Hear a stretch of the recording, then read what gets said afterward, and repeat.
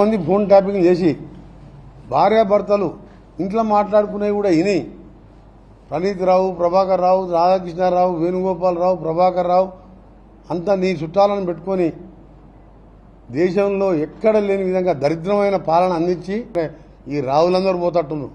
ప్రభాకర్ రావు నుంచి మొదలు పెడితే తారక రామారావు దాకా ఎన్ని డబ్బులు పెట్టుకుని కట్టాలి, చెర్లపల్లి కొని కట్టాలి, చెంచల్గూడలు కొని కట్టాలి.